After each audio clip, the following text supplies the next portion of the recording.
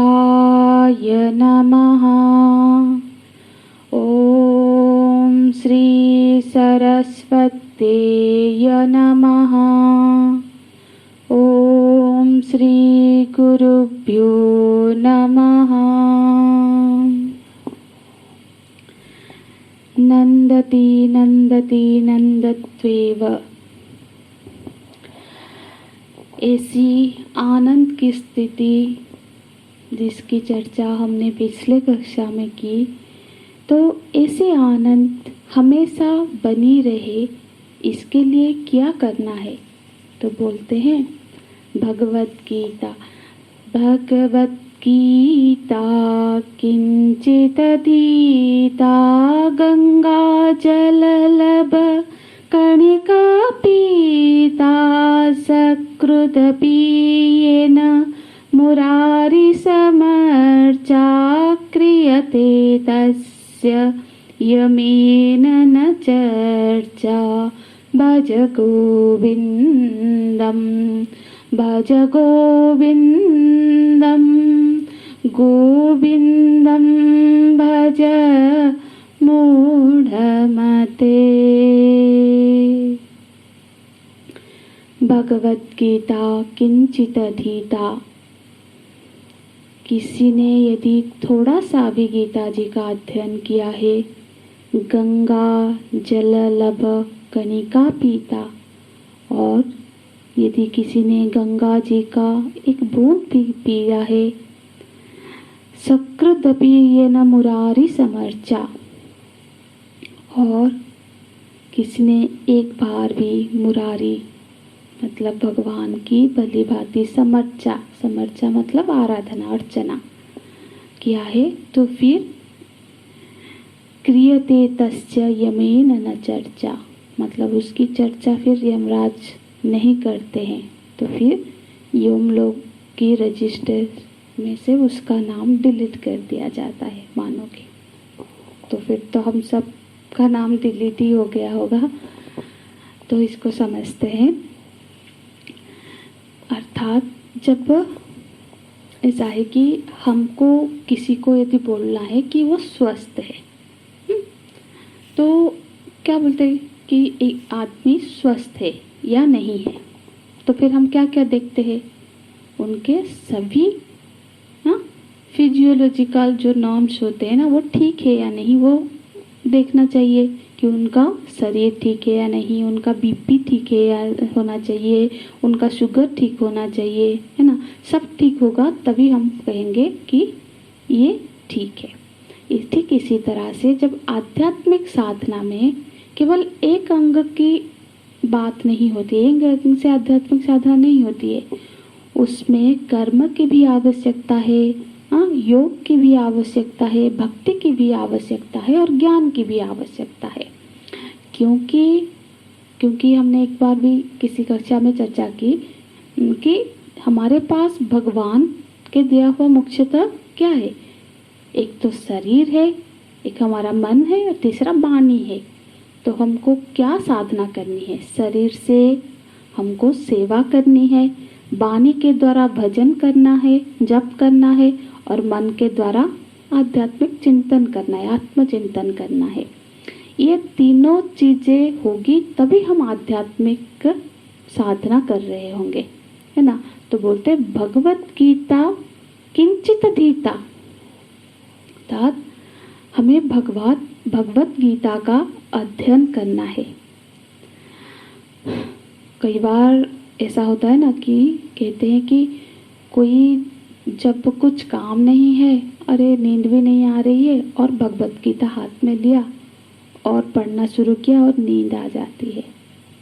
असल में क्योंकि एक बार हमको किसी ने बताया था कि वो जब भी भगवत गीता का ग्रंथ लेते हैं और पढ़ना शुरू करते हैं तो उनको नींद आ जाती है, वो सो जाते हैं। ऐसा तो यहाँ ऐसी अध्ययन की बात नहीं हो रही है, इसका अध्ययन करना है। कैसे करना है? एक तरीका ये है कि नियम पूर्वक हमको गीता जी का एक अध्याय, कम से कम दिन में एक ही अध्याय का पाठ करना है। अध्ययन सिर्फ एक अध्याय का हमने पाठ कर लिया, आज ही फर्स्ट प्रथम अध्याय, फिर द्वितीय तृतीय करके 18वां अध्याय हुआ, फिर से वापस 1 से, पर नियम पूर्वक करना है, हर रोज करना है। और उसके लिए ज़्यादा से ज़्यादा 10 मिनट लगेंगे, एक अध्याय का पाठ करना है। और उसके बाद कोई भी कमेंट्री, हमारे पास तो गुरुदेव की कमेंट्री है, या फिर यदि कोई हिंदी में ज़्यादा मतलब उनको ठीक लगता है तो फिर एक है रामसुख दास जी की गीता प्रेस से एक मिलती है, वो गृहस्थ के लिए ज़्यादा सटीक लगती है। तो ऐसे कोई भी कमेंट्री ले ले जो, या फिर जो भी अपने हिसाब से। फिर क्या करना है, एक ही श्लोक एक दिन में, हाँ, अध्ययन कैसे करना है। एक श्लोक लिया और उस श्लोक की आपने वो कमेंट्री और व्याख्या पढ़ ली। फिर उसके बाद ग्रंथ को रख दिया और एक नोटबुक लिए, उसमें आपने पहले संस्कृत का जो श्लोक है देख के हो या याद होगा तो अच्छा है, लिख लिया। और उसके बाद अपने भाषा से, अपने समझ के हिसाब से उस श्लोक का कैसे अर्थ हम समझते हैं उसको लिखना है। तो इसी तरह से ये हर रोज हमको करना है, हर रोज एक श्लोक पे हमको अपनी समझ को रखना है, लिखना है। तो ऐसे करने से क्या होगा, हमको आदत लग जाएगी। मन की एक सबसे बड़ी अच्छी बात ये होती है कि उसको आदत बहुत जल्दी लग जाती है, और इस अच्छी बात का हमको मतलब फ़ायदा उठाना है। तो इस तरह से क्या होगा कि धीरे धीरे उसमें से हमको रस आने लगेगा, है ना। तो एक्चुअली जब रस आना शुरू होता है, तो अगर कोई एक बार गीता जी का श्रवण करेगा, पाठ करेगा, और दूसरी बार फिर रस आएगा, तो फिर उसको छोड़ नहीं पाएगा, और बार बार उसका रस लेने के लिए उसका फिर बार बार पाठ होता रहेगा। तो ये बोलते हैं कि एक बार भगवत गीता का जिसने किंचित भी पाठ कर लिया, उससे उसको रस आने लग गया, हाँ। और दूसरी तरीका ये है कि जब एक बार रस आ जाएगा तो फिर वो बार बार उसका पाठ करेगा, और पूरा होने के बाद फिर शुरू करना है वो श्लोक, हाँ। ये दूसरा उपाय क्या है कि सुने, हम ज़्यादातर श्रवण करते हैं, तो नियम पूर्वक हर रोज एक श्लोक का आप किसी भी वक्ता से, किसी भी संत से, आपके रुचि के हिसाब से आप उनसे सुनिए।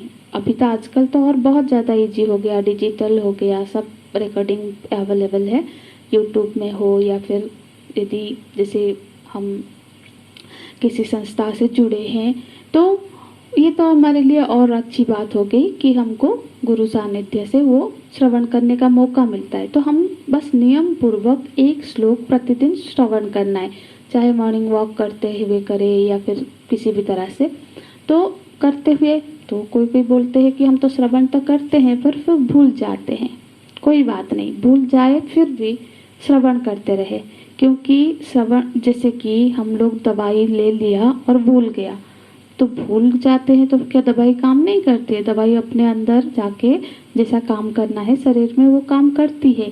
उसी तरह से जब श्रवण कर लिया, जब वो सूक्ष्म शरीर में अपना काम करता रहता है, जब हम भले ही हम उसका भूल जाए पर फिर भी हमारे जो अंतःकरण की शुद्धि होती है उससे, श्रवण मात्र से, और श्रवण किया तो फिर क्या होता है, धीरे धीरे वो हमारी चिंताधारा को बदलता रहता है। तो ये जो परिवर्तन आता है ना, ये परिवर्तन कैसे आया? भगवत गीता के अध्ययन से आया। तो इसीलिए बोलते हैं भगवत गीता किंचित अधीता। जिसने भगवत गीता का अध्ययन कर लिया, अध्ययन किया है ना, भगवत गीता तो मतलब ज्ञान में प्रतिष्ठित करवाने वाला ग्रंथ है, अपने स्वरूप को प्रदान करने वाला। तो फिर दूसरा बोलते गंगा जल लब कनिका पीता।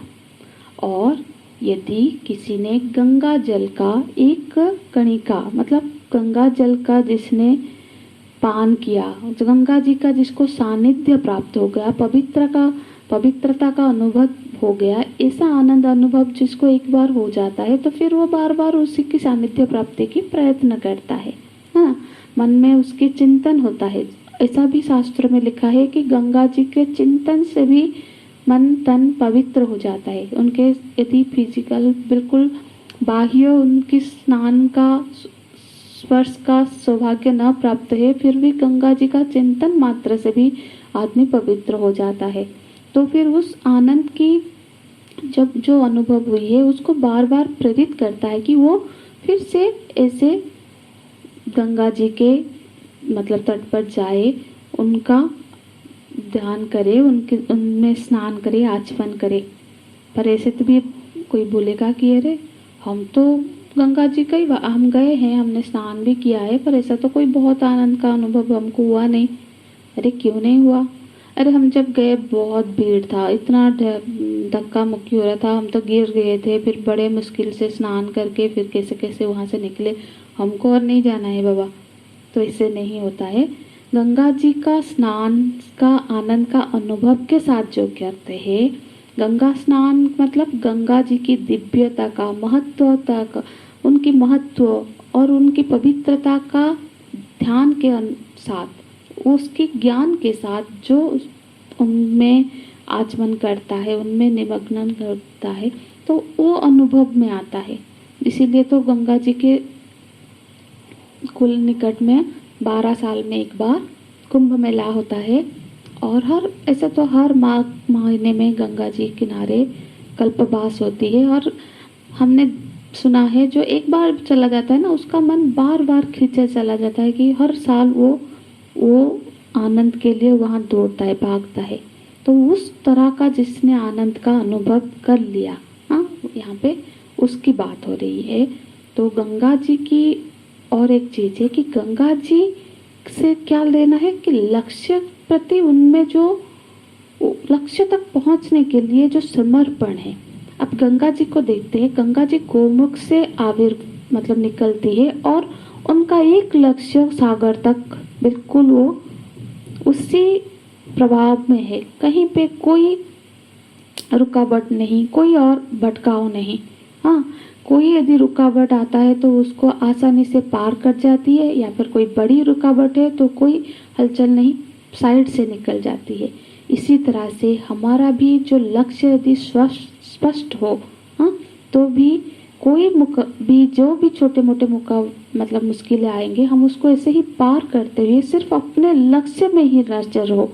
देखो प्रॉब्लम कहाँ दिखती है? जब लक्ष्य से दिमाग हटती है तभी वो प्रॉब्लम दिखती है।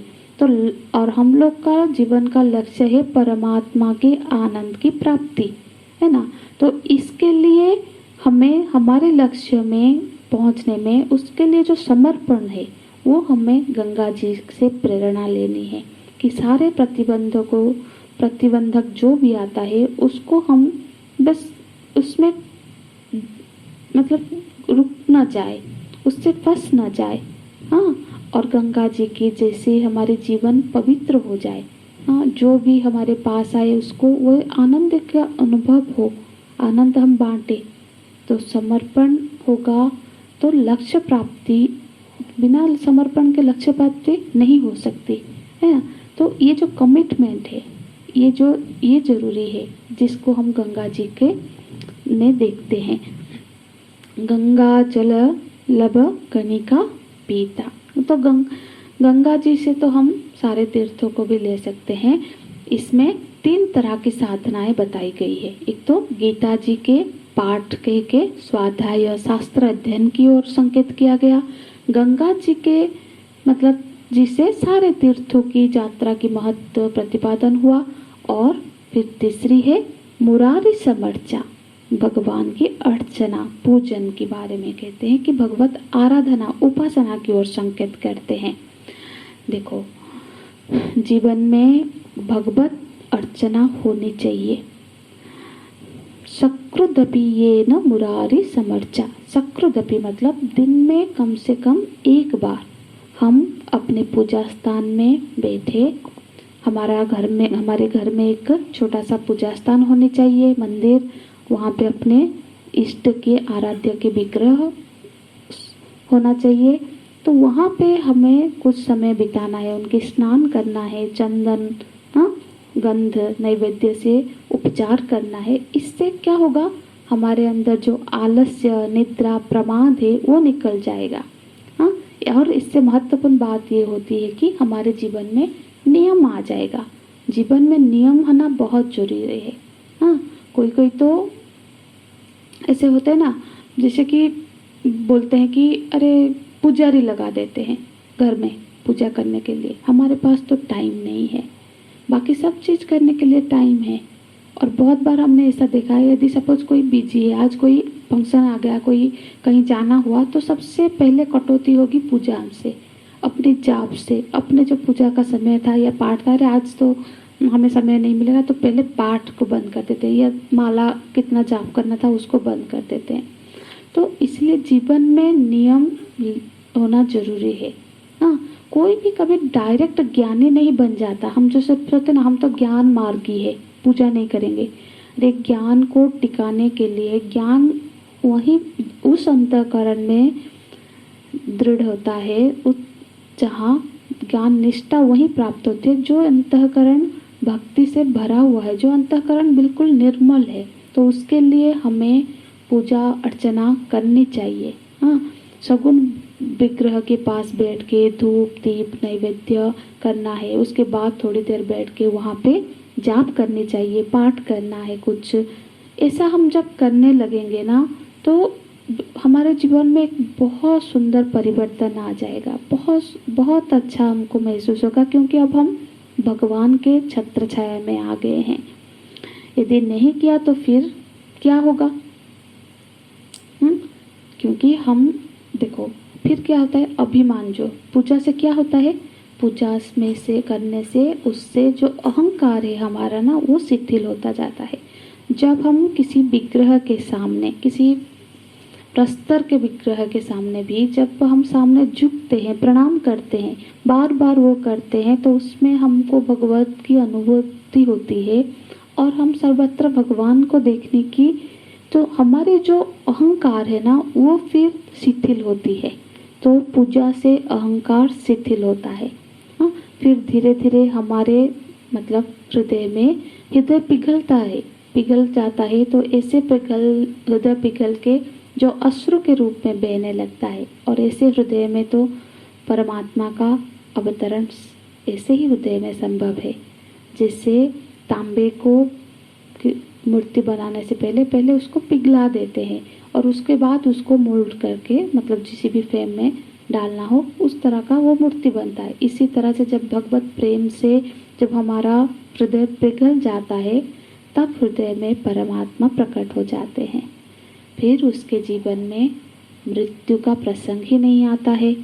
क्रियते तस्य यमेन न चर्चा। फिर यमन न चर्चा मतलब अगर किसी ऐसे साधना का जीवन हो जाए, तो इन साधना मतलब होता रहता है, तो निश्चित रूप से वो यम यात्रा से बच जाता है। मतलब फिर उसका ये जो जन्म मृत्यु संसरण दुखों से वो पार चला जाता है।